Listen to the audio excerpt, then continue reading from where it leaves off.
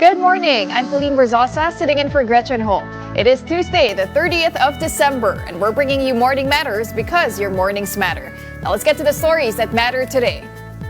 Both the House and Senate have officially ratified the Bicameral Conference Committee report on the 2026 national budget. However, the move has been met with criticism from some concerned lawmakers. And more Filipinos are backing the proposed ban on political dynasties as revealed in a recent national survey. The findings coincide with the continued filing of anti-dynasty measures by lawmakers in both the Senate and the House. And Day 5 of the MMFF finds a cast of Manila's finest back on the road for their scheduled mall tours. During the event, Rica Peralejo marked her mall tour debut by highlighting why the movie matters so much to the public. Welcome to our program, Morning Matters, where we talk about the issues you need to know for the rest of your day. And now first on our agenda, the House and Senate have ratified the Bicameral Conference Committee report on the 2026 national budget, a process that sparked sharp criticism from some lawmakers. Here's the report. I move that we ratify the said Conference Committee report. All those in favor of the Conference Committee report say aye. Aye. All those against say nay. Mr. Speaker. The ayes have it. The said Conference Committee report is ratified. In just 42 seconds, the House of Representatives ratified the Bicameral Conference Committee report on the 2026 national budget, following a voice vote during the plenary session. House leaders moved to ratify the report, and despite objections raised by some minority lawmakers, the 6.7 trillion budget for 2026 was approved after the majority voted in favor. Minority lawmakers opposed the swift ratification, saying they were unable to interject during the voting. Bakit ang tigas ng ulo? Di ba? Bakit di lang tanggalin? Kung hindi ibibito ni Presidente yung unprogrammed funds, at aaprobahan niya ito, idadali natin sa Korte Suprema. At hindi rin totoo na pork-free ang budget na ito. Totoo, binawasan ang pork sa DPWH pero nilipat naman sa iba. House Appropriation Committee Chairperson Representative Mika Swansing maintained that there is no pork barrel in the 2026 General Appropriations Act. Wala pong pork barrel sa 2026 GAA at makikita nyo po na meron pang ang safeguard na inilagay tayo, which again is that prohibition on political involvement in the distribution of cash and other financial aid. Swansing added that she is confident that President will not veto any portion of the budget. The proposed 2026 national budget has also cleared the Senate, although not all senators voted in favor of the bicameral report. Senator Rodante Marcoleta and Robin Padilla voted against the measure. Marcoleta said he does not agree with the continued funding of the government cash assistance programs. Padilla, meanwhile, said there are unclear provisions in the aid programs and noted that the national budget remains too Manila-centric. Other senators supported the ratification but expressed reservations. Kung ang nais po natin ay ang lubusang pagsasaayos ng ating healthcare system, dapat po nating ituring na ang MAIPIF ay bilang first aid lamang. My reservations arise from the national government's continued failure to remit PhilHealth's actual legally mandated sin tax revenues from year 2023 onwards and statutory shares from PCSO and PAGCOR since 2019. Senate Finance Committee Chair Senator Win Gatchalian assured the public that the budget, including the unprogrammed funds, will not lead to corruption. He stressed that politicians are now prohibited from intervening in the distribution of government cash aid to prevent political patronage. President Bongbong Marcos is expected to sign the 2026 national budget in the first week of January. Meantime, Batangas 1st District Representative Leandro Levisa claims that some members of Congress received a 2 million peso Christmas bonus. Levisa said this was allegedly released around the same time the House ratified the 2026 national budget. But House leaders strongly deny the allegation. House Appropriations Committee Chair Representative Micaela Swansing said there is no truth to the claim and stressed that House leadership does not incentivize lawmakers to vote a certain way. Ang bonus na ibinibigay at na balitaan ko na din po sa iba kong mga kasamahan ngayong buwan na ito, on top of our 300,000 salary and 1 million peso operating budget is 2 million pesos Christmas bonus per congressman. I vehemently deny that statement. That's all I've got to say. Again, I have said that the House leadership does not influence or try to influence any particular congressman, any individual member of Congress to vote in a particular way or incentivize them in any way. I vehemently deny that. I don't want to speak ill of anyone, especially my colleagues in the House, but that is there is no truth to that at all. Meantime, the Office of the Ombudsman said it has not been shown the complete set of documents allegedly obtained by Batangas 1st District Representative Leandro Leviste from former DPWH Undersecretary Maria Catalina Cabral. The details in this report. Assistant Ombudsman Miko Clavano has refuted Batangas 1st District Representative Leandro Leviste's claim that a complete set of files belonging to former DPWH Undersecretary Maria Catalina Cabral had been submitted to the Office of the Ombudsman. Clavano said Leviste failed to provide the full documents despite being asked to do so. Congressman Leviste presented only limited portions of the list, responsive, in fairness, to specific inquiries. But he did not present the entire set of files he claimed to possess, even when asked to do so. This will differ from the congressman's public statements suggesting that the full Cabral files had already been shown to or reviewed by the Office of the Ombudsman. The Assistant Ombudsman also disclosed that multiple individuals have approached their office claiming to possess copies of the supposed Cabral files. According to Clavano, soft copies of documents held by third parties may compromise their credibility as evidence. Soft copies of documents held by third parties, especially those in the format of Word or Excel, inherently lose evidentiary credibility as they are susceptible to alteration, incomplete context, or manipulation. As such, these materials cannot, by themselves, be treated as conclusive evidence. The best and most reliable source of documents are actually the agencies and individuals who had custody, who had control, and even authorship of the computers, the storage devices, and the files themselves. Evidence that is derived directly from these sources will naturally carry far greater evidentiary value than copies that are circulating outside official custody. Leviste quickly denied Clavano's claim in a Facebook post. The neophyte lawmaker said Clavano was not part of the team he met with on November 26. Leviste also maintained that the documents in his possessions are authentic and said he is open to having them publicly compared with other copies. Aside from Leviste, Baguio City Mayor Benjamin Magalong is also said to have a copy of the Cabral files, which he obtained when he is still part of the Independent Commission for Infrastructure. However, Magalong said his copy does not contain handwritten notes or allocables linked to cabinet members. Magalong also recalled his questioning of Cabral during an ICI hearing over the sharp increase in infrastructure allocations in Oriental and Occidental Mindoro.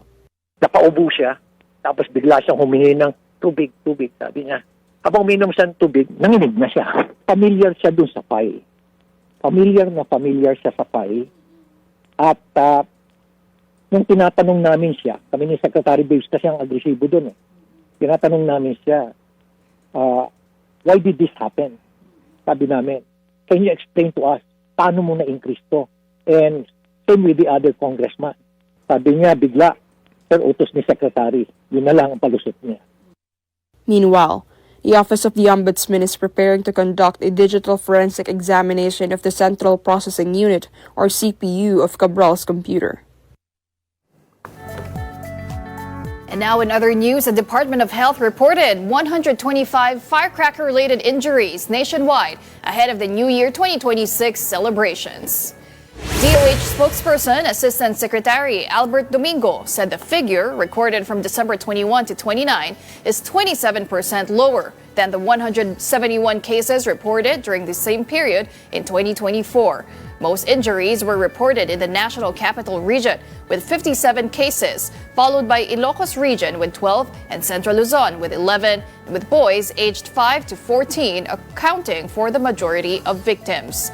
The leading causes of injuries included 5-star, unknown types, boga, quitis, whistle bomb, and unlabeled or imported firecrackers. In an interview with One Balita Pilipinas, Health Secretary Ted Herbosa reminded the public that children should never handle fireworks, whether legal or illegal. Legal man o illegal, hindi dapat hayaan ng kabataan maglaro ng paputok. Hindi laruan ang paputok, lalo na yung quitis, yung boga, yung 5-star, ang lalakas na paputok niyan. At yung cases na nakita ko, may bata na walan ng hintuturo at hinlalaki. Huwag din hayaan yung mga lasing na magpaputok. Kasi kung uminom at hahawak ng paputok, no din yan. And of course, manood na lang tayo ng community-organized fireworks display. Well, don't go away. We will be back with more stories after this break. Keep it here on One News.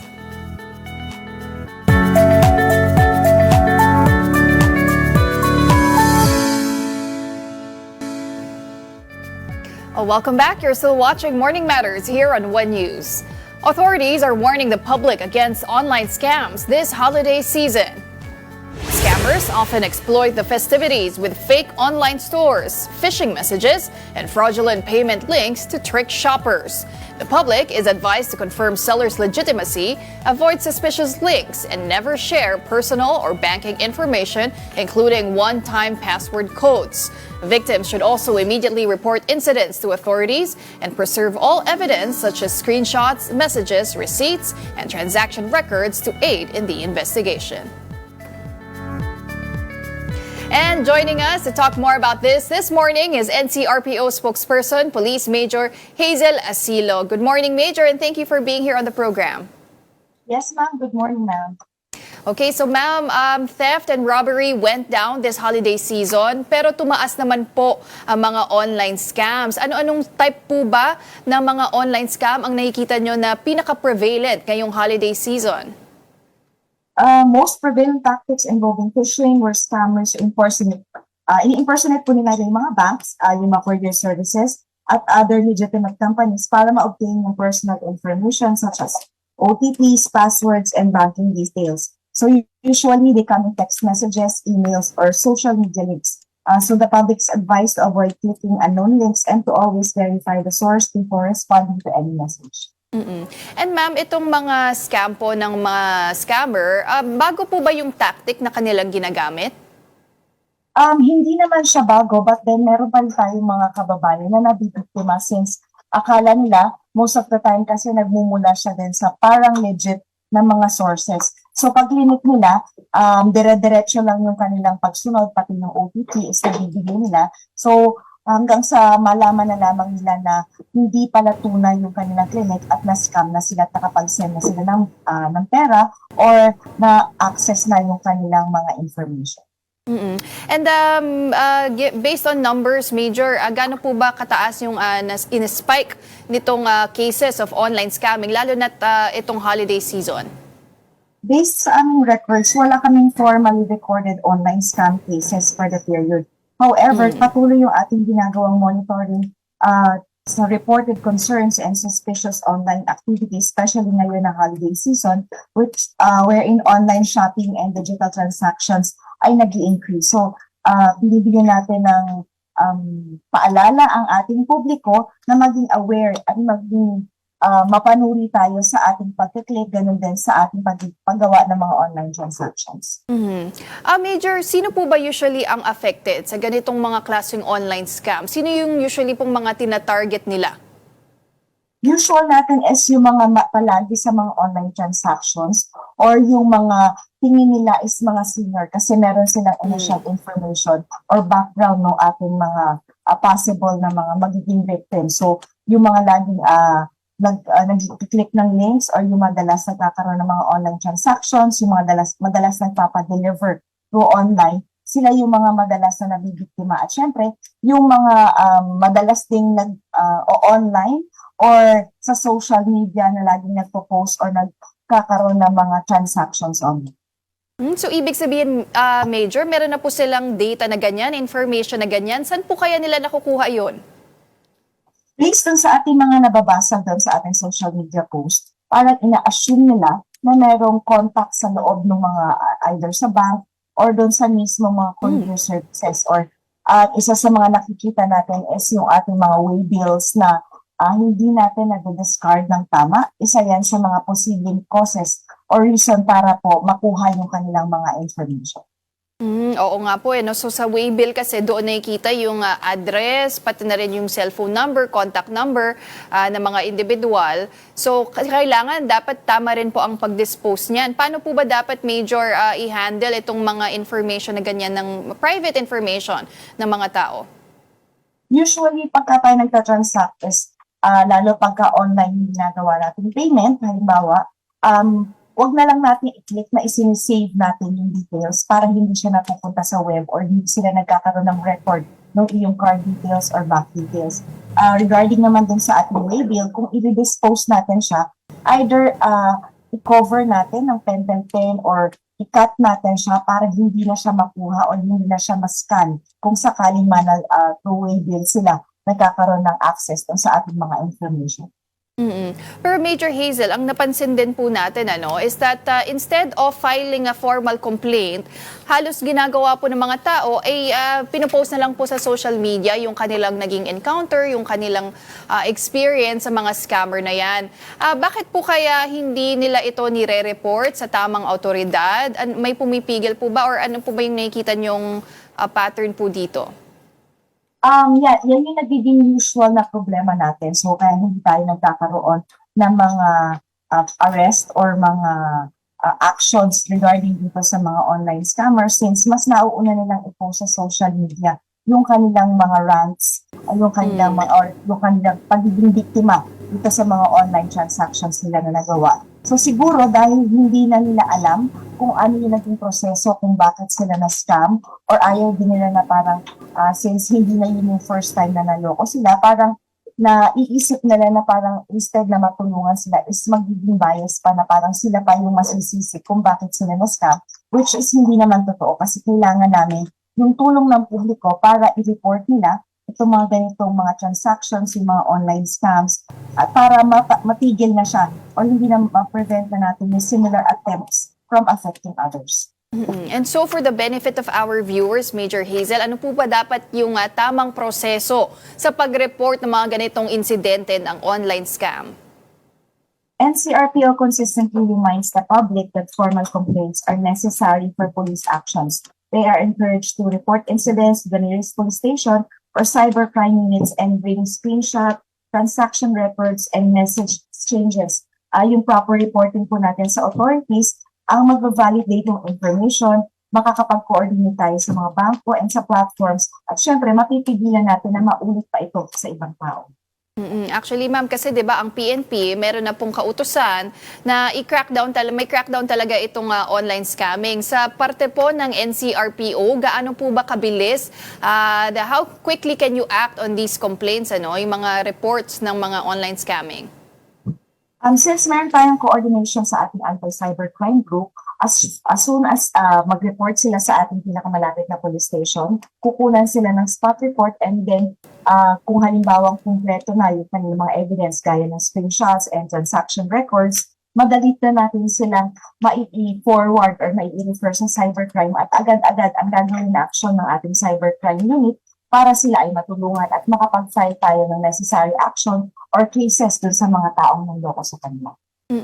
Ma'am, ito po bang ating anti-cybercrime unit, are they equipped to handle, lalo na po yung increase na mga incidents? Yes, ma'am. Equipped naman po yung ating anti-cybercrime unit. Isa sa mga ginawa ng ating Chief PNP is palakasin yung ating anti-cybercrime group para masiguro na yung kumbaga makakasabay tayo dun sa trend at sa pagiging petty ng mga nanloloko sa ating mga kababayan. So, wag silang matatakot and manginginig na lumapit dito sa ating mga cybercrime units, lalo sa ating mga police stations, meron dyan na mga nakadetail and nakadeploy para i-assist yung ating mga kababayan. And as of today, Major, marami na po bang nahuling mga online scammer or medyo challenging pa rin po yun para sa kapulisan natin? Since hindi pa ganun yung suporta ng ating mga kababayan regarding sa pagpa-file nila ng cases, patuloy pa rin yung pagtaas ng, syempre, at pag-attempt ng ating ilang mga kababayan na manloko ng kapwa. So, ang goal natin is maakit or mainganyo yung ating mga kababayan na i-report yung mga nangyari sa kanila ng mga scams sa online para matapos na or matigil na yung mga ginagawa ng iba nating mga kababayan. Pati na rin yung mga online transactions na ginagawa na na-scam sila kahit sa ibang bansa. And Major, bukas ay New Year's Eve na po. With New Year's fast approaching, ano po ba ang ilang mga concern ng ating kapulisan, especially with the festivities happening tomorrow and on January 1st? Aside po syempre sa pagmamonitor natin ng mga online transactions at sa mga scams na posibleng makapabiktima sa ating mga kababayan lalo na this holiday season, syempre yung ating campaign against illegal na mga firecrackers ay nandyan para siguraduhin na yung ating mga kababayan ay ligtas, payapa at kumpleto ang mga parts nila sa kanilang pagsalubong sa bagong taon. And finally, Major, ano po ba ang inyong mensahe sa publiko para manatili silang safe, both online and offline na rin po ngayong New Year? Sa ating pong mga kababayan, lagi tayong maging alerto at mapanuri sa ating mga transactions. Iwasan po natin ang pag-click na mga hindi natin mga kilalang links, yung mga messages na dumadating sa atin, siguraduhin po natin na i-verify natin na ito ay nanggaling sa mga legitimate na mga platforms.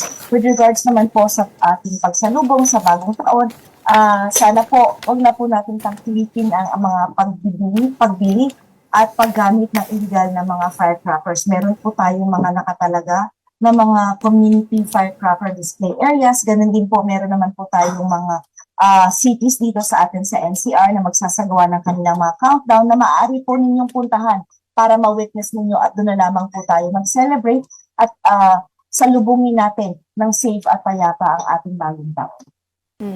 Alright, maraming salamat po sa inyong oras. I was NCRPO Spokesperson Police Major Hazel Asilo. Maraming salamat po. Thank you, ma'am. Now, meantime, Shera Dewan, the bride-to-be who went missing in Quezon City, has been found in Pangasinan, ending a nearly 3-week search. Authorities said Shera contacted her father to inform him of her location. She was previously reported missing 4 days before her scheduled wedding on December 14, and her family expressed relief and gratitude to those who helped locate Shera. Narinig ko sa kanya, sorry po talaga. Nasabi ko sa kanya, huwag kang mag-sorry. Ang mahalaga nakita ka, mahalaga bumalik ka, kaya bumalik ka na dito. Talagang marunong talaga ang Diyos na halos gabi-gabi mula pa ng Pasko. Hindi ako nakalimot na sabi ko, sana makita ko na yung anak ko. Yung picture niya na binigay niya sa akin noong December 10, tinago ko yun. Yun ang palagi kong binabalot sa telang itim na para tuwing gabi kausapin ko ba para akong baliw. Sana ko, anak, umuwi ka na. And now on to the weather. Several areas in the country may experience rains in the coming days. The northeast monsoon or amihan continues to affect northern and central Luzon. Isolated light rains are also expected over Metro Manila and the rest of Luzon. Meanwhile, easterlies may bring isolated rain showers or thunderstorms over several areas. And these include Visayas, Mindanao, Mimaropa, and Bicol region. All right, and joining us now is Pagasa weather specialist Charmaine Varilla. Good morning, Charmaine. So, kamusta ba ang ating panahon? What weather can Filipinos expect from today hanggang sa New Year? Yes po ma'am, no? So kasalukuyan pa rin nga pong bubugso ang northeast monsoon dito sa may northern and central Luzon ngayong araw at inaasahan po natin na magpapatuloy po yan. Maaaring itong northeast monsoon ay magdala especially by Friday to Saturday na mga paulan, especially dito sa may Cagayan, Isabela and Aurora. And currently din po nakikita natin na maaaring patuloy pa rin itong easterlies na siya magdadala ng mga pulo-pulong mga pag-ulan lalong-lalo na sa may Visayas, Mindanao, Mindanao pa, maging sa Bicol region.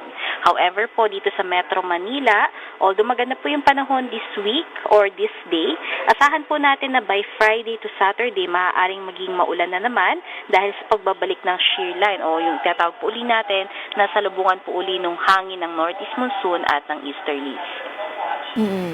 Charmaine, gaano ba kalakas itong northeast monsoon at anong mga lugar yung pinaka-maapektuhan? So sa ngayon po nakikita pa rin natin yung mababang temperatura lalong-lalo na nga sa may parte ng northern Luzon, no? So may mga na-record na po tayo ng mga temperature na as low as 12 degrees Celsius, lalong-lalo na nga dito sa mountainous area sa northern Luzon. So ina-expect natin na hindi pa po ito yung peak ng northeast monsoon at posible pa po yung mas lumakas pa and maaaring mas lumabig yung temperatura for as low as 7 to 8 degrees Celsius sa mga areas po dito, especially sa may northern Luzon mountainous areas. Pero Charmaine, dito sa Metro Manila, pansin ng maraming residente, mainit ang panahon. So with the northeast monsoon, pati itong mga ulan na mararanasan natin, can we expect cooler temperatures as we welcome the new year? Yes po, we are expecting cooler temperatures, especially nga kapag nakaranas na po or nagbalik na naman dito sa area natin yung shear line. So, andyan na naman yung mga paulan as well as yung mababang temperaturang dala ng northeast monsoon. So, ina-expect po natin yung first week ng January. Charmaine, paano naman sa Visayas at sa Mindanao, paano sila maapektuhan ng easterlies? Dito po sa Visayas and Mindanao ay nakikitaan po natin ng more direct na effect ng easterlies, more probably dito lang sa may eastern part ng Visayas. So, andyan po yung chances ng maulap na kalangitan tapos makalat-kalat at matataas na chance ng mga katamtaman hanggang sa mga malalakas na mga pag-ulan. Especially din by Friday to Saturday po yan. So, kumbaga, unang week ng January. However naman, sa Mindanao, ang nakikita po natin ay generally fair weather. May chances lamang ng localized thunderstorms dala po ng easterlies. Charmaine, so ano na lang po yung reminders ng pag-asa sa mga travelers at pati na rin sa mga magsa-celebrate ng bagong taon, lalo na outdoors? Yes po, dahil magiging malamig po ang temperatura, ay asahan po natin lalong-lalo na sa madaling araw. After po ng New Year ay maraming pollutants na magkakaroon or maraming pollutants na magkakaroon yung ating atmosphere. So dapat po, especially lalong pag madaling araw ay mag-wear po tayo ng mask and magdala rin po tayo ng mga payong at saka jacket in case man na meron tayong mga light rains na mararanasan dahil meron pa rin po naman tayong chances ng mga isolated rains kahit na po ang prevailing system natin ay northeast monsoon. And Charmaine, before we let you go, gusto ko lang tanungin ano ba yung naging assessment ng pag-asa sa year 2025 doon sa dami ng bagyo na dumaan sa Pilipinas, pati na rin sa lakas ng mga ilang weather disturbances na naranasan natin dito sa ating bansa? Yes po, no. So, this year, ay umabot nga po tayo up until dito kay Bagyong Wilma, no. So, kung susubahin po natin above average ng dami ng mga tropical cyclone yung naranasan natin ngayong taon. May factor po yan na meron po tayong na-experience na La Nina conditions. Dahil kapag meron po tayong La Nina conditions, expect po natin yung mga above normal or above average na mga number ng mga tropical cyclone dito sa ating bansa.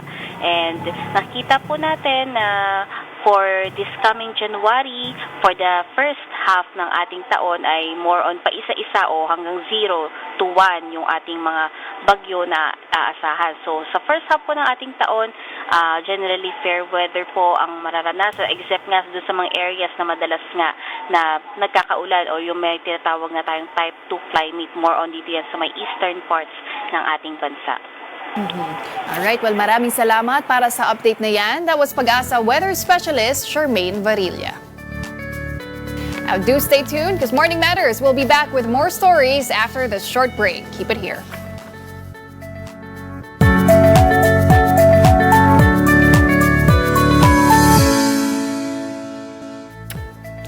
Good morning and welcome back. I'm Pauline Verzosa, and here on Morning Matters, we talk about the most pressing issues and we give you the context behind the headlines.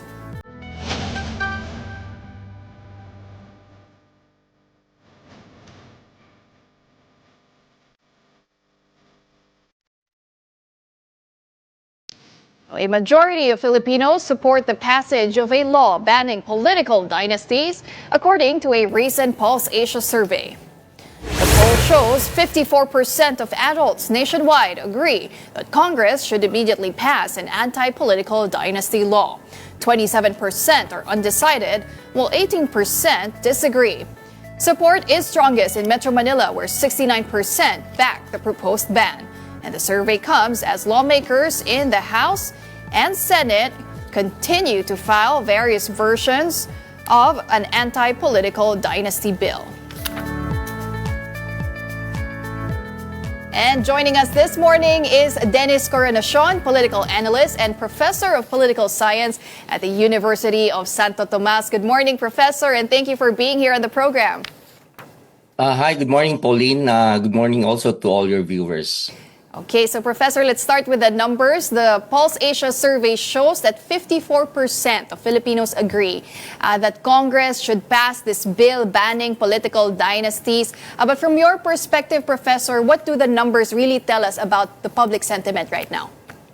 Well, for one, it tells us that at least the proposed anti-dynasty measure has gained the support of the majority of the Filipinos. But on the other hand, if we're going to look at it in a different way, it also means that the Filipinos are divided on the proposed measure. So some of them remain undecided about the viability of this measure as a solution to the ongoing corruption problem, while others think that this is not the right solution. For the problem. Professor, before we go to the undecided, going back to the 54%, some say that it's a small majority, right? So, but is it enough? Is it significant enough to be considered a strong and clear signal from the public that our lawmakers should push for this anti-political dynasty bill? Oh, yes, definitely. It sends a strong signal, that percentage I think is enough to send a strong signal to our lawmakers that they should push through with the bill. Makita natin na 5 out of 10 Filipinos strongly support this proposed measure, and they do believe that this is going to be the right solution to the ongoing problem of corruption. Tingin nila kasi there are short-term solutions, yung mga masasabi natin low-lying fruits, yung mga reforms that can easily be done, and there are reforms that would require a lot of time. And itong anti-political dynasty bill na to is one of those measures that would require a much longer time to be able to get enacted. And the strongest support, Professor, is coming from Metro Manila with a 69%, followed by the rest of Luzon and Visayas.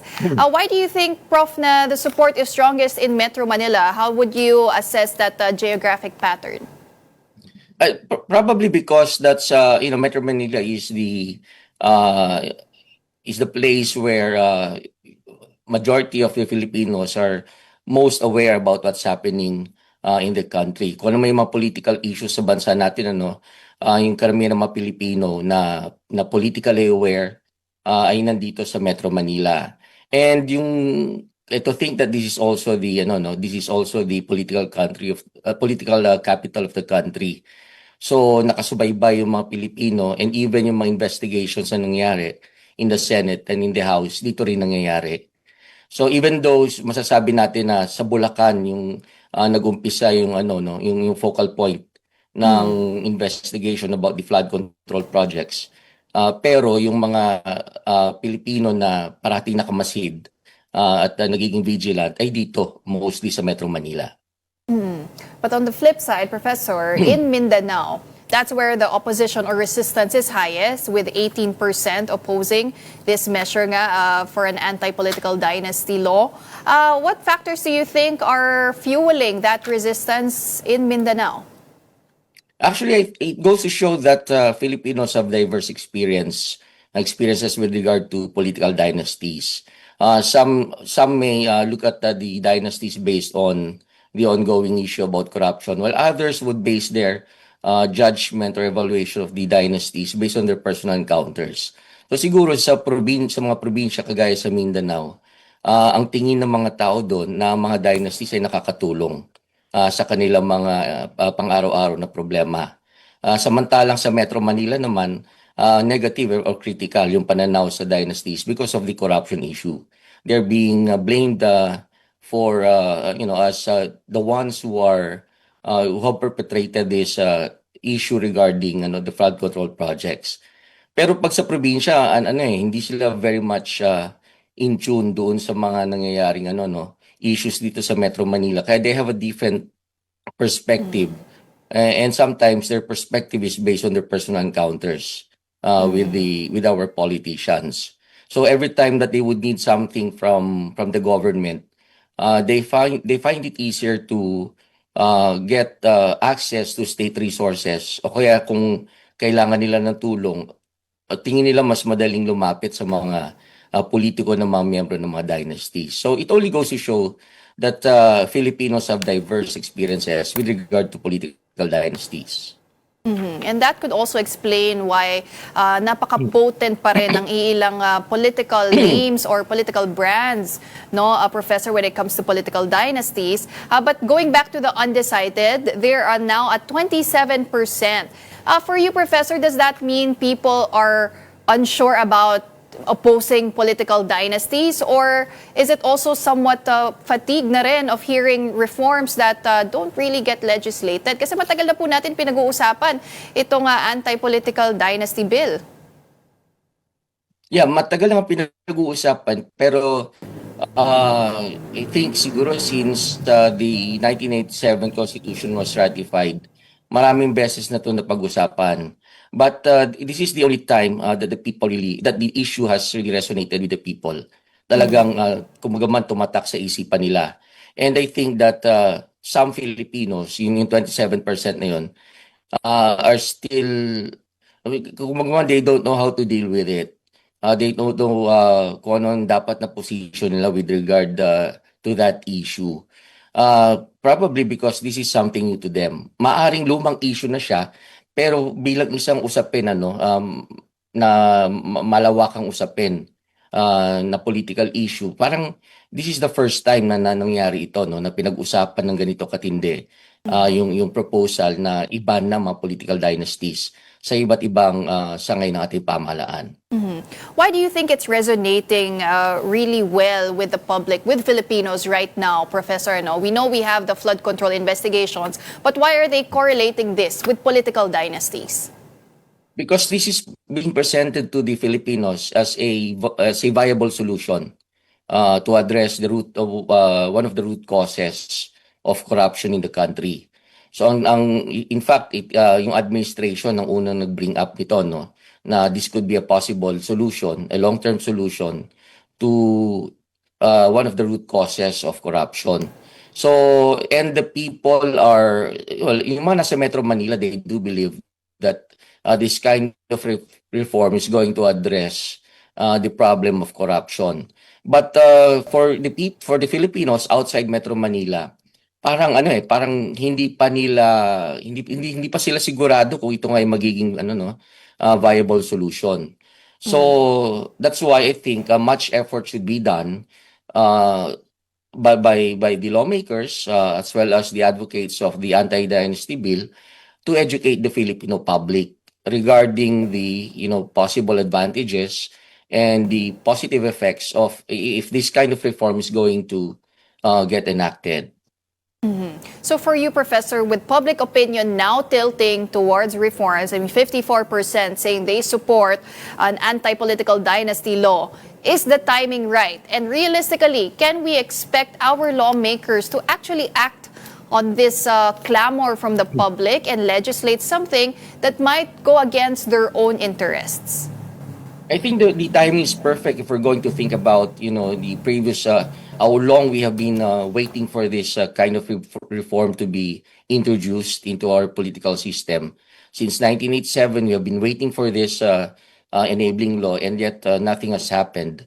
So I think with our politicians, feeling the pressure coming from the public because of the corruption issue related to the flood control projects, I think the timing is perfect, to introduce this bill and to push for this bill.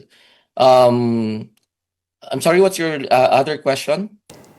If realistically, we can expect lawmakers to legislate something, Professor, that will go against their own interests. Oh yeah, that's a different matter, kasi we might have the momentum in terms of the timing. Kaya nga lang, in terms of the support that would be given by our lawmakers, that remains a big question mark. Hindi natin alam to what extent our lawmakers are going to support this. However, siguro, if we're going to compare, the two versions of the anti-dynasty bill, one is being pushed for by Speaker Bogie D, and that seems to be a compromise or a sabihin na natin na realistic or diluted anti-dynasty bill. On the other hand, meron may version ng progressive bloc, yung Makabayan bloc, na very ideal. Kumbaga man, I think ito yung version na makaka-realize ng goal at saka yung vision ng 1987 Constitution with regard to the dynasties. Between the two, tingin ko yung mga lawmakers natin, majority of whom are members of political dynasties, if they would be given a choice, they would probably, or they would tend to support the one that's being pushed for by the speaker. O kasi yun, at least andun pa rin, marami pa rin pwedeng tumakbo sa kanilang mga angkan, kaya nga lang limited na. On the other hand, doon naman sa isang version, yung version ng Makabayan bloc, yun talaga, I think, isa lang ang pwedeng tumakbo sa isang pamilya. So, if mas acceptable, tingin ko mas acceptable para sa mga lawmakers natin, yung version ni House Speaker Bogie D. Just for the benefit of our viewers, Professor, yung version ni Speaker Bogie D is up to what degree ng consanguinity? Hanggang second po ba yun? I think, kasi yung sa progressive hanggang fourth. Oo, hanggang fourth. I'm not sure about that specific detail, Pero ang essence kasi nung kanyang version is that may papayagan lamang magkaroon ng isang miyembro sa jurisdiction, depende sa jurisdiction. Kung may clustering na mangyayari. Like for the LGUs, halimbawa, limited lang yung mga members, and sa national government, limited lang din yung mga members ng isang dynasty na pwedeng umupo o tumakbo. But at the same time, Professor, you have President Marcos Jr., Malacanang, calling on Congress to prioritize this measure, right? Sinabi po ng Presidente, prioritize nyo yung anti-political dynasty bill. But for you, is this a sincere messaging from President Marcos, or is it more symbolic than it is substantive? Well, I think since there is a better, there's a better way of urging the members of Congress to enact this bill, to pass this bill. Think ko this is more of a symbolic type of kumagaman reform coming from the president.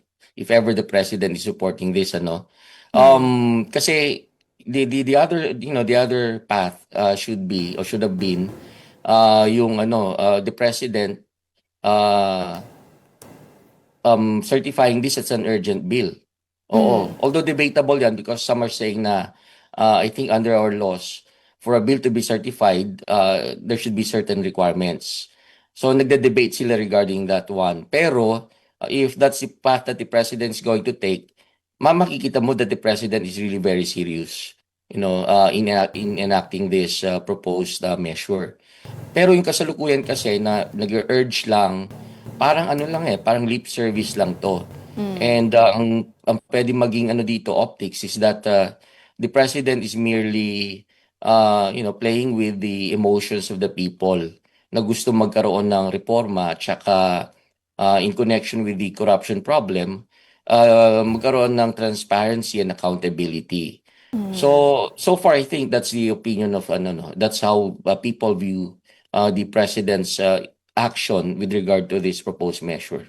Especially during a time where we're really looking for concrete solutions from the government on how to solve this corruption scandal. But lastly, Professor, so nandiyan na po ang public pressure, pero ang tanong, di ba, is there enough political will?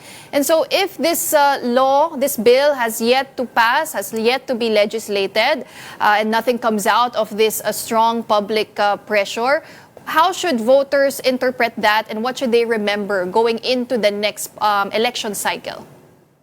Well, definitely it's going to leave a mark on the president's legacy because his exposure during his last SONA generated a lot of expectation coming from the public that he's really bent on undertaking reforms to address the corruption issue.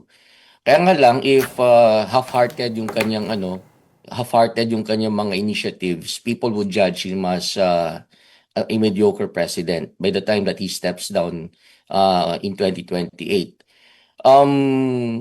So the people should really be should remain vigilant and should use the 2028 elections to be able to screen those candidates who really who can sustain the momentum that was created by PBBM, yung reforms na hinahanap-hanap ng mga tao. So sino ba yung mga kandidato na very willing na ituloy yun?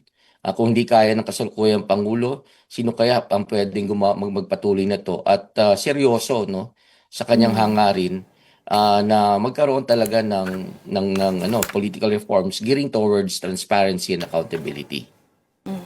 All right. Well, thank you very much for sharing all your insights, and Happy New Year to you.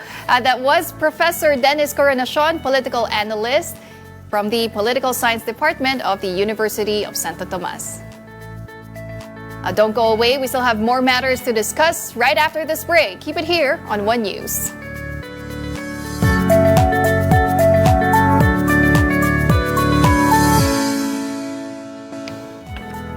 Welcome back. You're still watching Morning Matters here on One News. Shoppers are flocking to Quiapo in Manila to buy fruits for the New Year celebrations. And for more details, we have our mobile journalist, Ivan Tarinque, reporting to us live. Good morning, Ivan. So magkano na ba ang bentahan ng prutas dyan ngayon?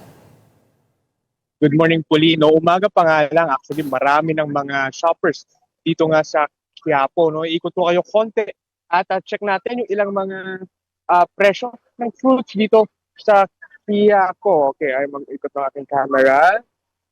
Alright, so far makikita natin dito sa may part na ito ng Quiapo, makikita natin may punong-puno na siya ng shopper. Marami dyan kasi yung mga nagbibenta ng fruits at kung ano-ano pa. Pagdating naman dito sa ating likuran, makikita natin naka-display dito yung ilang mga fruits. Ito may mga nakikita tayo, may mabibili tayong mga peras, apple, at for 100 pesos. May mga natanungan tayong mga shops na nagbebenta niyan for 100 pesos naman. Ito namang lemon, nasa 100 pesos din yung isa niyan. Ito namang pinya, makikita natin, itong pinya, pasok natin konti, itong pinya, 50 pesos ang isang piraso. Pag konti naman, pag lakad natin ng konti dito, talagang blockbuster na yung pila ng ilang mga tindahan dito, lalo na yung mga naghahabol para bumibili ng mga bilog na fruit dahil nga paniniwala nila ay magdadala ito ng good luck charm pagdating ng bagong taon.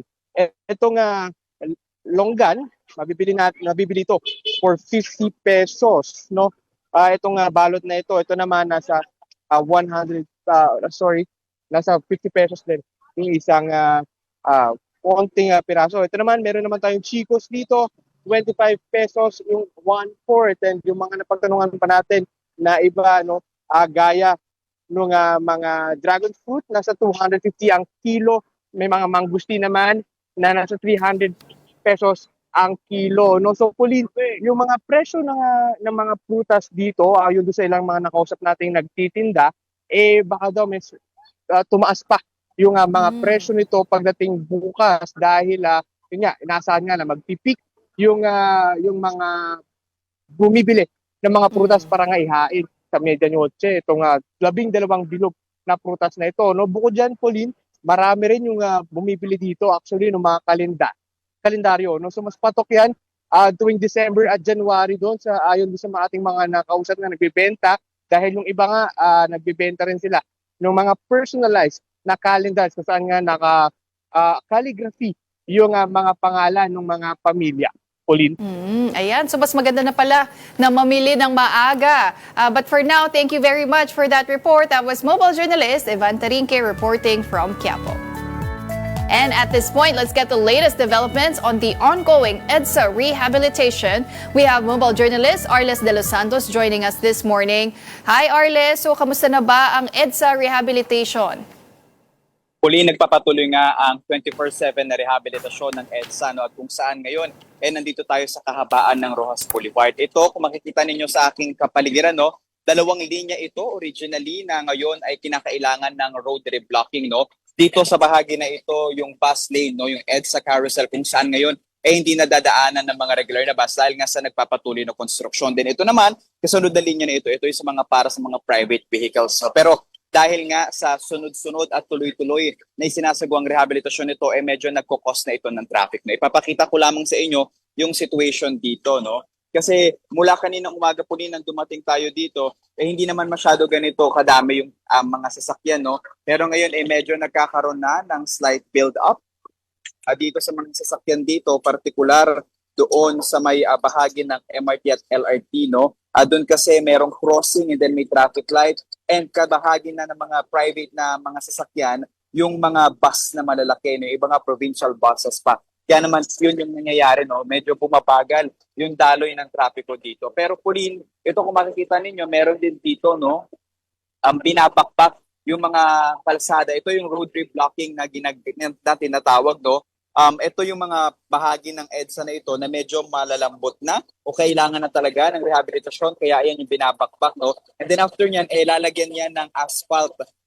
Pero ang kaibahan nito po sa ibang mga bahagi dito sa EDSA, hindi lahat ay kinailangang bakbakin. Kagaya nito, yung iba ay talagang tinapalan na lamang ng asphalt, pero merong mga minor reblocking para nga sa gayon magpatuloy daw na madaanan nito ng publiko. At ilang araw na rin nararanasan yung pagbigat ng trapiko sa iba't ibang mga bahagi ng 24 na kilometrong EDSA. Pero ayon sa DPWH, layon nila na kung maaari mas maagahan pa ang pagtapos nito at 24/7 na rin ang mga personnel na nagtatrabaho dito at nag-augment na rin ng ilang mga kagamitan para mas mapabilis pa nga ang paggawa dito sa EDSA. Puli. So matatapos naman on time, Arles, kasi hanggang January 5 lang, di ba, ang 24/7 na operations. And syempre, inaasahan na natin na after ng bagong taon, ibabalik na rin ang mga tao from their vacations at lalala pa ang trapiko. Actually, Pauline, yung 24/7 na matapos yung parang yung bus lane na kahabaan nito at yung second lane, ito ay actually goal nila kung maaari daw matapos pa nila ng mas maaga. Kaya nag-augment na sila ng mga equipment, pati mga personnel nila talagang round the clock na rin na nag-duty, and they're hoping na hindi nga ito maka-apekto yung mabigat na daloy ng trapiko sa inaasahan na pagbalik ng publiko pagkatapos nga ng holiday season. All right, well, thank you very much for those updates. That was mobile journalist Arles de los Santos. Now, the cast of Manila's Finest continues their mall tour on day 5 of the Metro Manila Film Festival. They visited SM Grand Central, SM Caloocan, and SM North EDSA, where they also held a ticket-selling event. Rica Peralejo said it was her first time joining a mall tour and stressed the importance of supporting the film, especially as a mother. The MMFF entries, including Manila's Finest, are showing in cinemas nationwide until January 14. Ang lalim niya in the sense na yung pelikula hindi siya nagbibigay ng direksyon na ito ang tamang gawin or wala siyang direct na moral of the story. Pero instead what it gives us is a glimpse or a picture of reality. This is something that happened before, still happening until today, 'di ba? Sadly. And that wraps up today's episode of Morning Matters. We hope we've given you just the right start to your morning. Let's make this day matter. I'm Pauline Verzosa, sitting in for Gretchen Ho. Kapatid, we are One News, all sides, all the time.